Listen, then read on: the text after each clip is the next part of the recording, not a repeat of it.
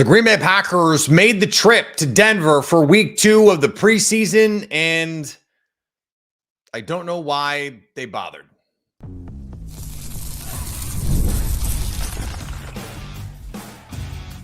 You are Locked On Packers, your daily Green Bay Packers podcast. Part of the Locked On Podcast Network, your team every day.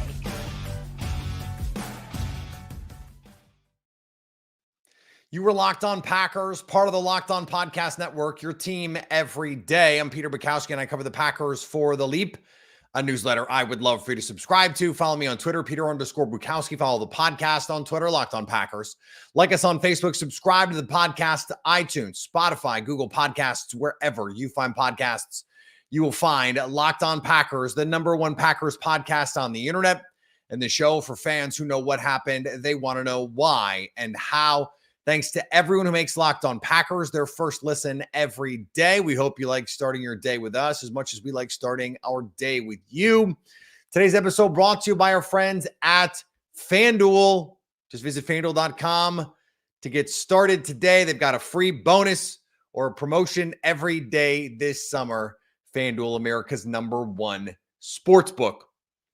It started with the joint practice, which was, by all accounts, ugly. And I understand it's just preseason. The sky is not falling. No one needs to panic. No one needs to overreact. No one needs to do this is not a Super Bowl team, any of that stuff. Okay? This is not about that. But what is frustrating is you watch that Denver Broncos team fly around for 4 quarters. And you watch the Packers. I came on this show after the first preseason game and lauded that Packers team for 4 quarters flying around. And it just makes you wonder what the difference was. I understand they didn't play their starters, but the winning or the losing of the game is not the thing that matters here. So why was there no life? Was there no effort? It was like the Packers only played this game so they wouldn't get fined. It's like they only went to Denver to do joint practices because they felt like they had to. If this team is already a little bit high on their own supply, this is a necessary wake up for them. I don't know if that's true. I have no reason to believe that's true. But this is not the standard in Green Bay. I don't care if you're playing starters against 5th string players. You expect them to play with a little more energy, with a little more effort, with a little more discipline than we saw in this game. Again, if 5th stringers for the Broncos in the 4th quarter can play with that level of intensity, why can't the Packers? It's the same fighting for a job situation. It was just an ugly night for the Packers. But again, go back to the joint practices, and they were apparently no prize in the joint practices either. Not that they were bad necessarily, but this is supposed to be a bad team.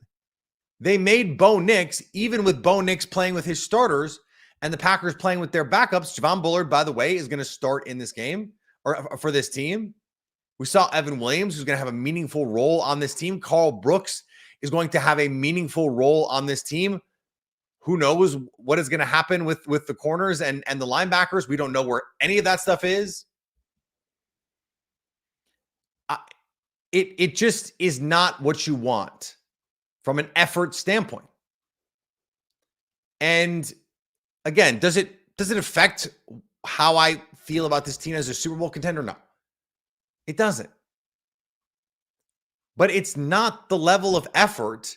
It's not the level of discipline that you want to see this team play with. And it does make you wonder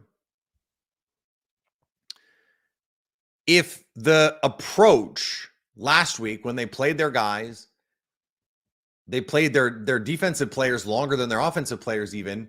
When you've got guys who are going to play real snaps for this Packers team well into the first quarter, you send a message to your team saying, hey, look, this matters more. And I'm not saying that's good or bad. Week 2, you don't play, you sit 30 plus guys. The Broncos play their starters, and maybe what the Broncos are looking for is exactly what they got. A win where you look at it and you go, hey, Bo Nix did what we wanted him to do. They went down and looked good against backups, and that's enough. And for the Broncos, that is enough. And as a result, that approach had everyone kind of just going through the motions a little bit. And the Packers, the starters went down there knowing, look, this is what's going to happen. And so we're not going to play. Now, you would hope that would make the starters enjoying practices play with a little bit more zest, a little bit more verve, a little bit more life, a little bit more focus and intensity. And it didn't, or at least it didn't seem to. And again, that is where the frustration is. Where is the competitive fire? Even when you're going up against a bad team, you're expected to be a good team. You should want to go to Denver and beat the crap out of that team in joint practices. And that's not what happened. That's not what happened. Now, let me go back to where I started here and said, this is not the end of the world. It's not that big a deal. Would I have preferred they looked better? Yes. Does it meaningfully impact really anything I think about this team in terms of where they are when they're healthy? No. But there are some positions where you're looking around going, what's the plan here exactly if the starters can't play? Like, what is the plan exactly at tackle if one of the starters gets hurt? Is it Jordan Morgan? We don't know because he hasn't played in the preseason. Because Kadeem Telfort, Andre Dillard actually looked decent in this game. So, don't have multiple guys get hurt. What is the plan if you lose a linebacker? What is the plan if you lose a corner?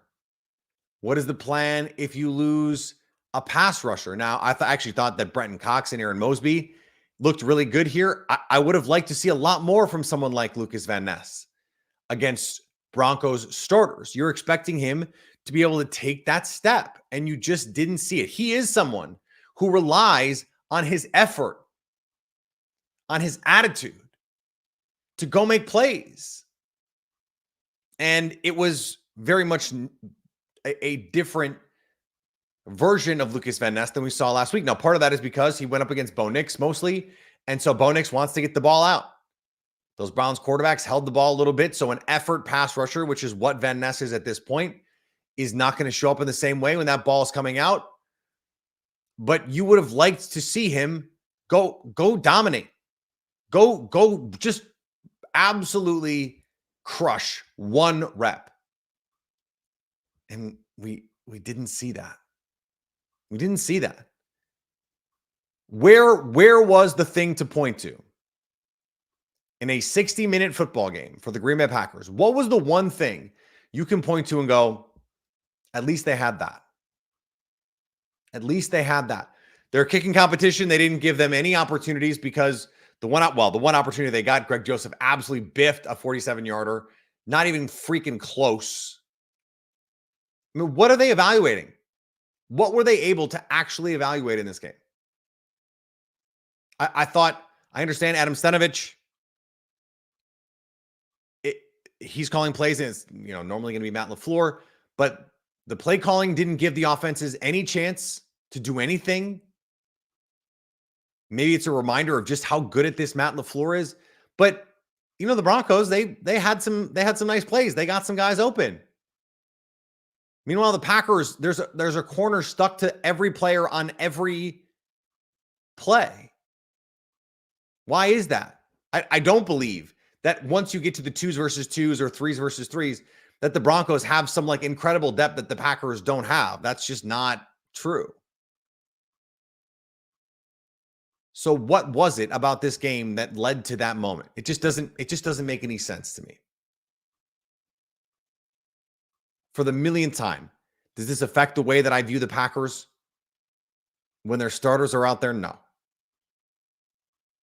But it does make me wonder about some positions where they need to get some things figured out, and they need to get some things figured out in a hurry. We're going to talk about the big one coming up next on Locked On Packers.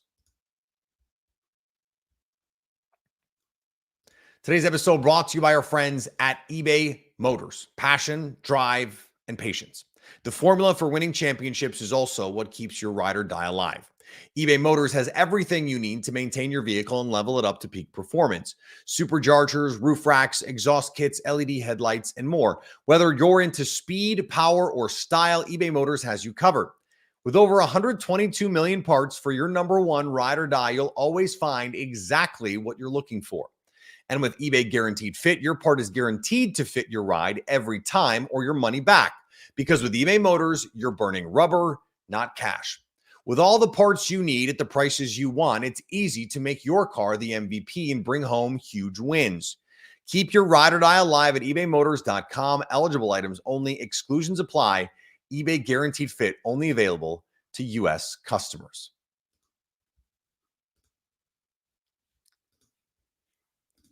And thanks to everyone who makes Locked On Packers their first listen. For your second listen, go check out Locked On Fantasy Football. Get daily insights to the best fantasy draft strategies so you can win your league this season. Part of the Locked On Podcast Network, your team every day.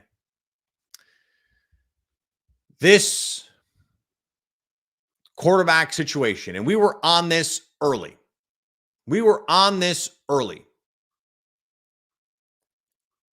It's untenable for a team that wants to be a Super Bowl contender.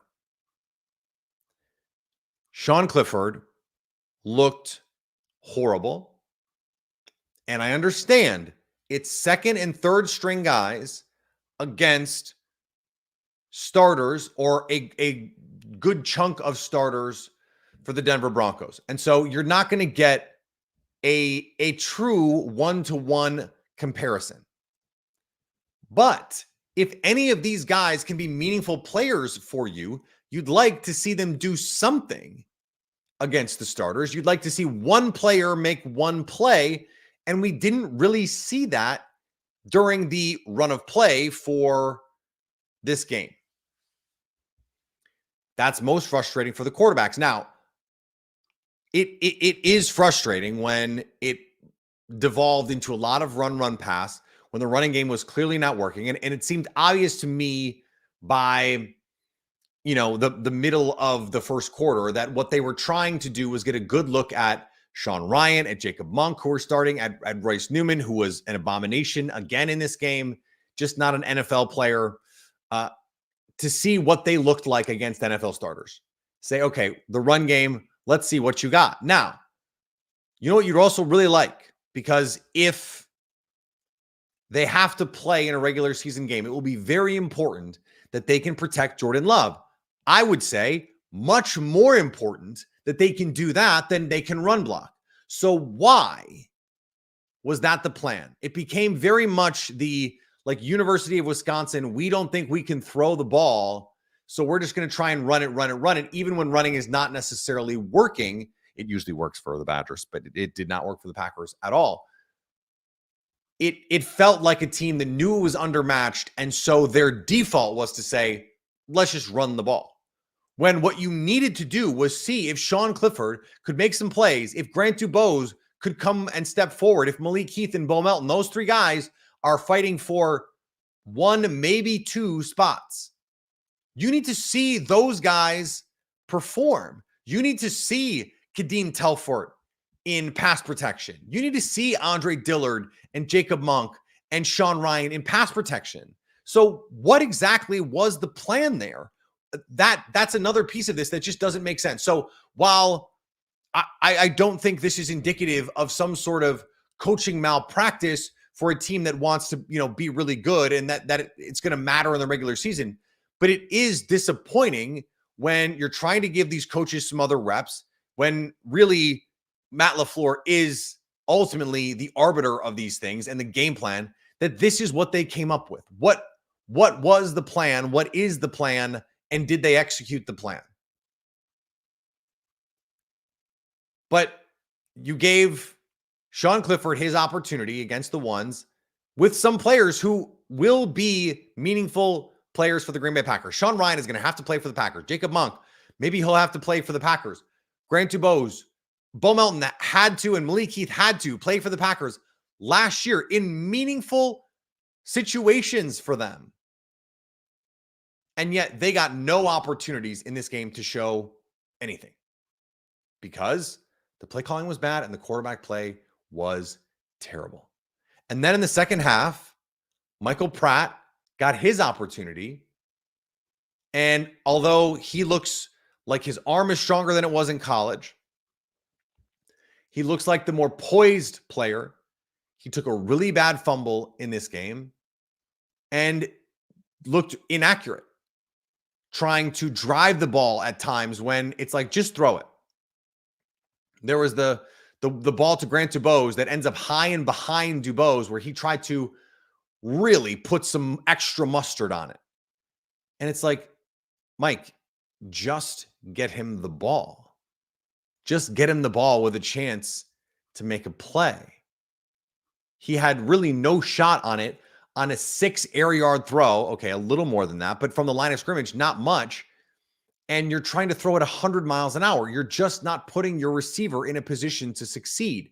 How can you tell me? How can you tell me that this is the group of guys you want behind Jordan Love when what you want to do is go win a Super Bowl this year?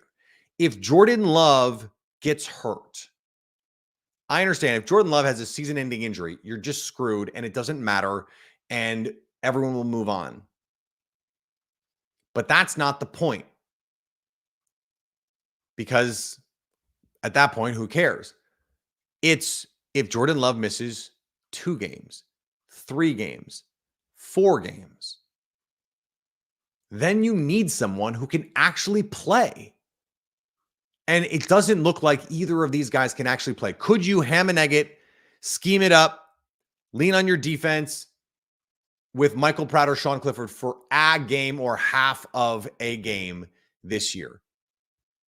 Maybe. Would it be easier if it were Ryan Tannehill, for example? That was the name I threw out the first time we had this conversation. It's the name that I'm going to throw out again.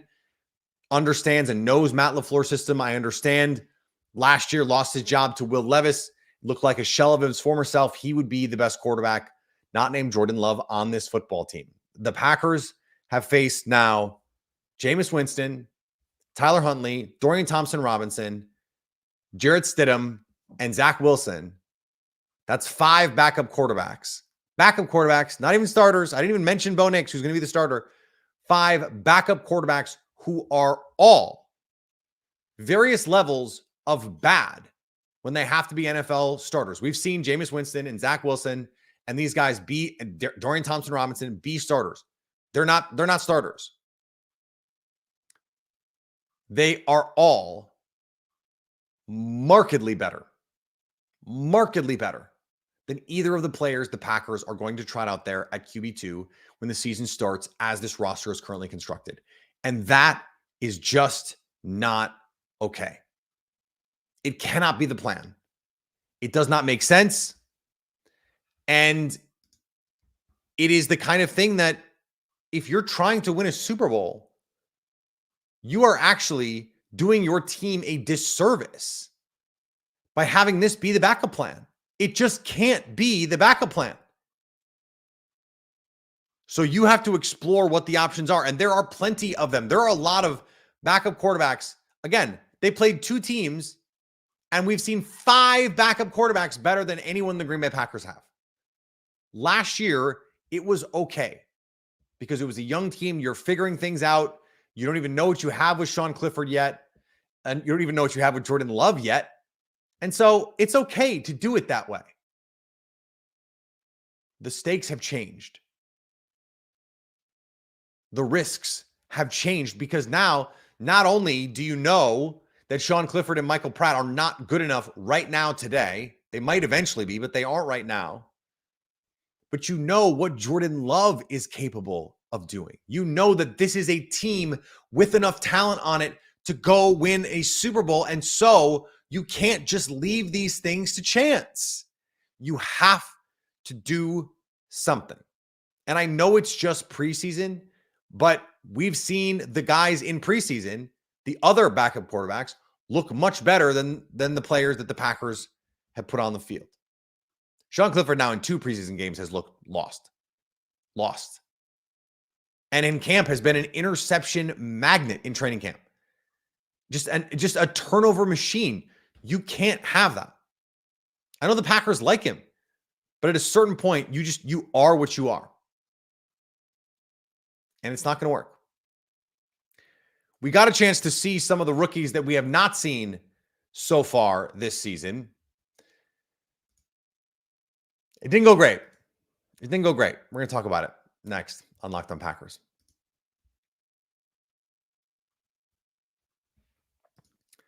Today's episode brought to you by our friends at FanDuel. You've heard us talk a lot about FanDuel, America's #1 sportsbook. Well, we have a little something different for you. Now through September 22nd, all FanDuel customers can bet $5 and get a 3-week free trial of NFL Sunday Ticket from YouTube and YouTube TV. That's right. We want to give you Sunday Ticket. I have it through YouTube TV. It is a wonderful product. It is so much better than what you used to see. And I want to give it to you for $5. With the YouTube TV base plan, you'll be able to watch every regular season Sunday afternoon out of market game. All you need is a Google account and a current form of payment. You can cancel any time. A 3-week free trial of Sunday Ticket. Just visit FanDuel.com/lockedon to download America's #1 sportsbook app.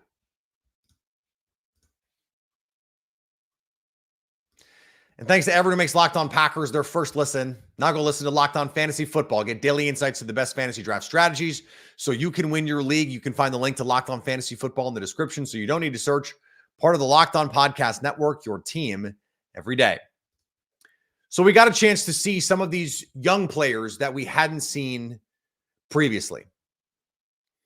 And in the case of someone like Tyron Hopper, it was a mixed bag. I know he's not a day 3 rookie, but he is someone who we haven't had a chance to see much of. And there were times he looked really good. Coming downhill in the run game, making a tackle as a chase player, he looked the part. Athletic hits.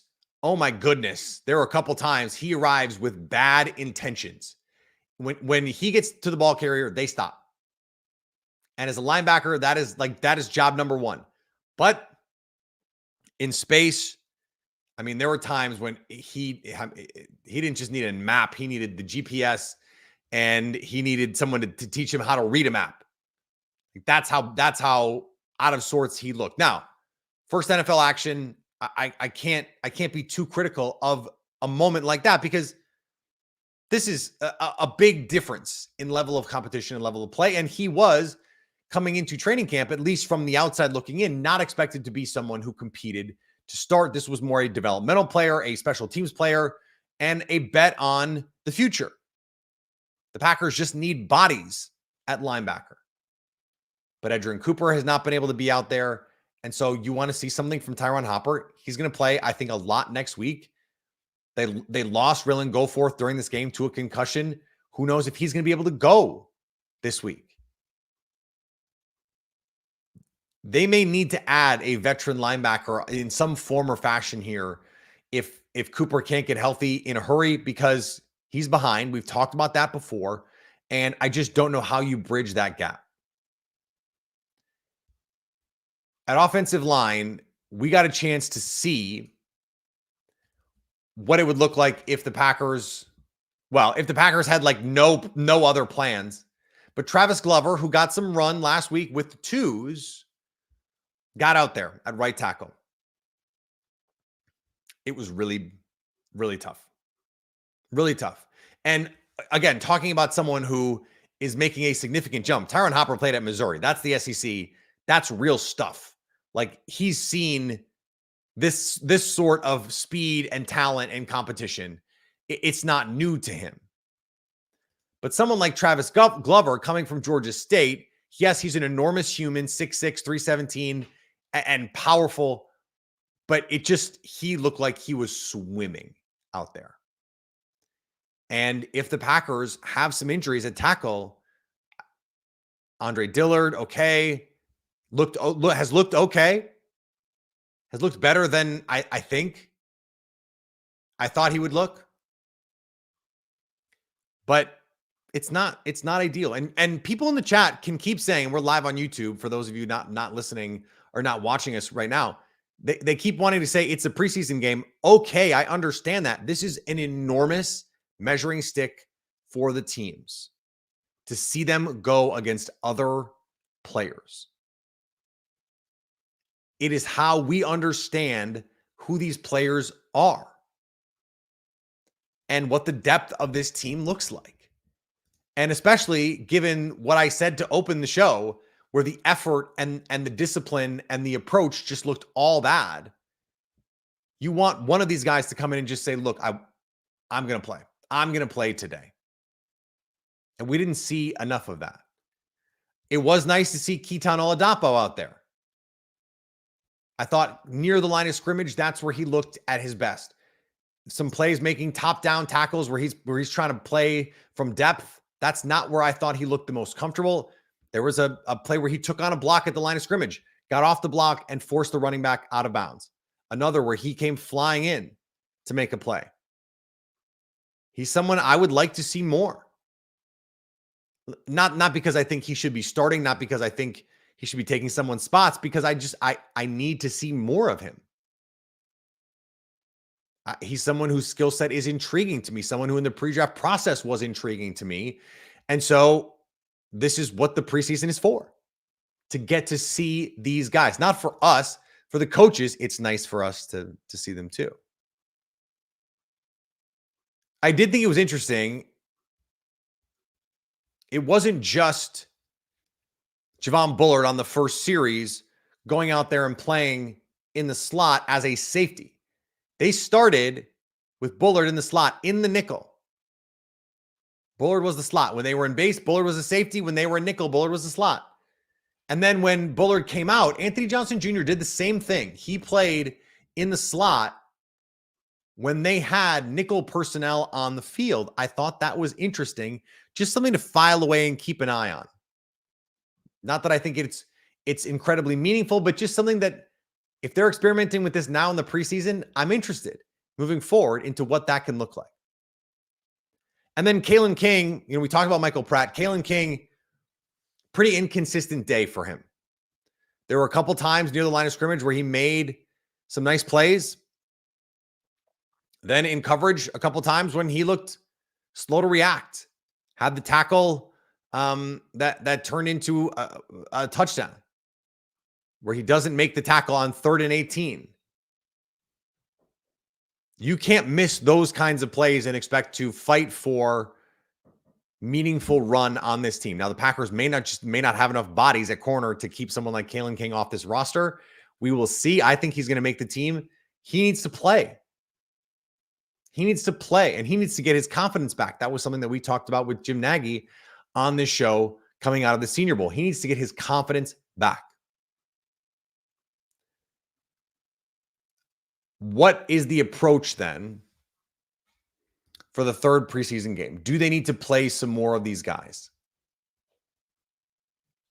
I don't have a good answer for that. I feel like there is part of me that says I want to see some of them just because it sets a standard. And that sets a tone for the rest of the team to go fight their ass off that we did not see in this game. I want to see some get back in practice next week. I want to hear about how guys are flying around. I want to hear from the players for them to say, look, if that was embarrassing for us, we were not locked in. We need to learn from that and we need to get better. As little as those kinds of things are, I do think they mattered. You want to see these guys care, and they didn't. Care a little. Care a little. All right, back tomorrow. Much more here as we close out the preseason schedule for the Green Bay Packers with the Baltimore Ravens, who are a preseason juggernaut, have been for years because they come out and they play. They play hard. They play disciplined. They are really, really well coached. The Packers are going to have to get their you-know-what together this week. Follow me on Twitter, Peter_Bukowski. Follow the podcast on Twitter, Locked On Packers. Like us on Facebook. Subscribe to the podcast, iTunes, Spotify, wherever you find podcasts, you will find Locked On Packers. And anytime you want to come hang out with us live, like we are right now on YouTube, go subscribe to us over on our YouTube page so you can stay Locked On Packers.